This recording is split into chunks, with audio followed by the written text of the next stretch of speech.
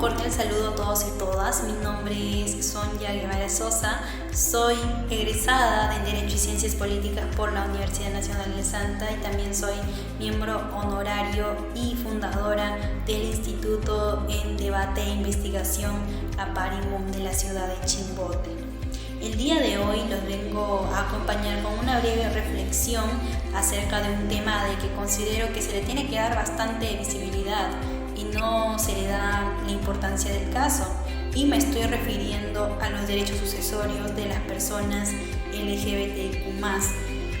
Nosotros sabemos que en nuestro ordenamiento jurídico, en nuestro Código Civil peruano, se reconoce los derechos sucesorios de los cónyuges.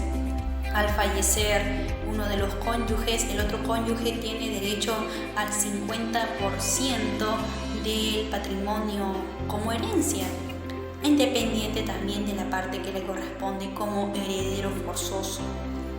A lo largo de los años también se le ha dado reconocimiento no solamente al cónyuge, sino también al conviviente, mediante la ley de convivencia, acreditándose de que si es que existen 2 años de manera consecutiva, debidamente acreditados, en los cuales estas personas han podido convivir, también les corresponden los mismos derechos sucesorios al conviviente.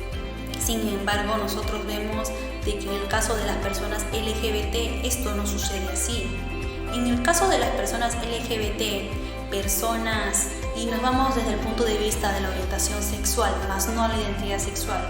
Según los principios de Yocarta, la orientación sexual viene a ser la atracción física o sentimental que tiene una persona sobre otra. Puede ser una persona de su mismo sexo, en el caso de las personas gays, lesbianas, hacia los 2 sexos, los bisexuales, o de diferente sexo en el caso de las personas heterosexuales, cuando por otro lado la identidad de género, según también en la luz de los principios de Yocarta, se nos menciona de que la identidad de género viene a ser conforme una persona se identifica o se ve a sí misma, cómo se siente a sí misma, independientemente de que sea o no su sexo de nacimiento. También, para poner una regla, se entienda el caso de las personas heterosexuales, o si es que una persona nace biológicamente varón y se identifica como mujer, también entramos a ver el caso de las personas transexuales o transgénero, no sé si es que hacen su transición o ya se han hecho toda la operación. También dentro de esta categoría entran las personas travestis, quienes no se cambian el género o no hacen su transición hormonal o algunas otras cuestiones relacionadas, sin embargo, sí se visten como el sexo opuesto.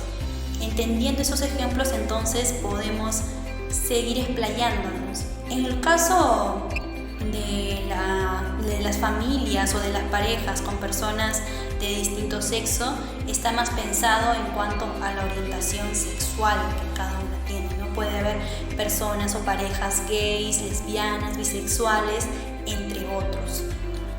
Estas personas o estas parejas LGBT no tienen los mismos derechos que tienen las personas heterosexuales dentro de nuestro ordenamiento jurídico peruano, porque por más que estas puedan convivir, imaginemos, para poner un ejemplo que pueda ser más aterrizable, en 10 años, 5 años o incluso 2 años, y su pareja fallece, no tiene los derechos que le corresponden como conviviente, porque evidentemente la unión civil no está reconocida dentro de nuestro derecho doméstico, lo cual es bastante preocupante y deja a estas personas en situaciones de desprotección jurídica desde el punto de vista de los derechos sucesorios.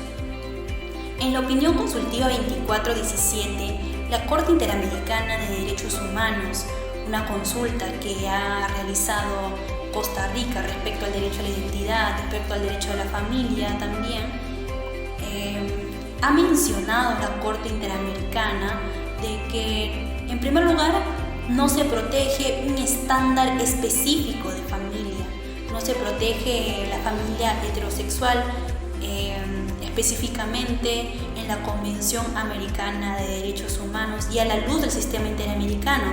también si es que nos revisamos algunas jurisprudencias a la luz también del Tribunal Europeo de Derechos Humanos. Sin embargo, en nuestros países y en varios estados aún existe esa desprotección. Además de ello, la Corte Interamericana de Derechos Humanos ha mencionado de que se tiene que las personas homosexuales o las personas LGBT, familias formadas por personas de distintas orientaciones sexuales, tienen también los mismos derechos sucesorios, y que a la luz del artículo 1.1, que nos habla acerca de la obligación de respeto y garantía de los derechos humanos, en primer lugar tienen que estar consagrados también dentro de nuestro ordenamiento jurídico doméstico, el derecho nacional o derecho doméstico como se le llama dentro del Perú.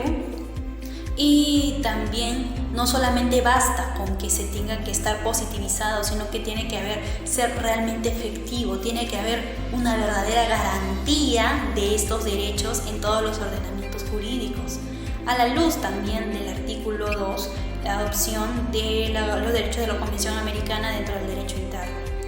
En esta opinión consultiva, la Corte nos dio un nuevo estándar y nos da luces de que los derechos no tienen que ser estáticos o interpretados de manera estática, sino de manera progresiva conforme la situación en la que nos encontramos, ¿no? El contexto en el que nos encontramos.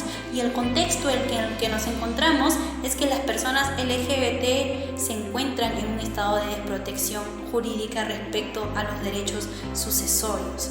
¿Tiene que reconocerse en el Perú? Claro que sí. En el caso de las opiniones consultivas, si bien es cierto, no son vinculantes al igual que una jurisprudencia, también tienen la categoría y esa fuerza de darle responsabilidad internacional a un Estado por justamente haber sido parte y ratificar la Convención Americana dentro de su propio Estado. Es así de que está obligado a que exista todo un proceso de incorporación de esta opinión consultiva 2417 dentro de nuestro derecho interno, enfocándonos más que todo en lo que es este tema, que es respecto a los derechos sucesorios, porque vemos bastante casuística, incluso, ¿no? Los casos están invisibilizados respecto a ello. Y bueno, pues esa es la breve reflexión con la cual los vengo a acompañar el día de hoy respecto a los derechos LGBT, que tienen que ser reconocidos como derechos patrimoniales dentro de nuestra jurisdicción. Y una vez más, tenemos que recordar de que las leyes tienen que ser específicas y claras, porque si bien es cierto, en nuestra Constitución se nos dice todos somos iguales ante la ley y se reconoce el derecho a la familia, muchas veces dentro de sede interna, al momento de hacer los trámites administrativos o incluso judiciales, de reclamar algún derecho ante un juzgado civil, por ejemplo, respecto a un derecho sucesorio, aún queda esa restricción por parte de las personas que son LGBT todavía. Es necesario la incorporación de la opinión consultiva 2417 por tener la categoría de jus cogens, y también a la luz del control de convencionalidad que tiene que hacer el Estado peruano. Ahora bien, con esto termino. El control de convencionalidad que se tiene que hacer, si bien es cierto, no existen leyes expresas dentro de nuestro país, los jueces también están llamados a hacer ese control de convencionalidad. Si no existe porque aún no se ha incorporado dentro de nuestro cuerpo legislativo, los jueces pueden hacer esa comparación de las leyes que existen dentro de nuestra jurisdicción junto con las leyes que existen en la Convención Americana de Derechos Humanos y a nivel regional, a la luz también de los tratados que ha ratificado el Perú, para que en un futuro no exista o no incurra el Perú en una responsabilidad internacional del Estado. Recordemos que Perú también ya tiene un caso ante la Corte Interamericana respecto a vulneración de derechos de las personas LGBT, el caso Azul versus Perú. Y sería bastante preocupante, ¿no?, de que suceda otra vez, porque dentro del mismo Estado se tiene que respetar y garantizar los derechos. No podemos llegar a esas instancias. Y como reflexión final, ya varios países lo están haciendo dentro de su Estado. llamado a hacerlo, ¿no? Porque todos somos seres humanos. Los derechos son iguales para todos y aunque no esté claro, es necesario de que sea expreso en leyes específicas. Por ejemplo, ley de derechos patrimoniales para las personas LGBT, una verbigracia, donde especifique de manera clara una modificación a la ley de convivencia, que fue un complemento del Código Civil peruano, incluyendo también como beneficiarios o sujetos de este derecho a las personas LGBT. Puede ser una verbigracia también para la incorporación a la luz de la opinión consultiva 2417. Muchísimas gracias y espero haber podido apoyar o ayudar o a dar otro panorama respecto a la temática que les menciono. Bendiciones a todos.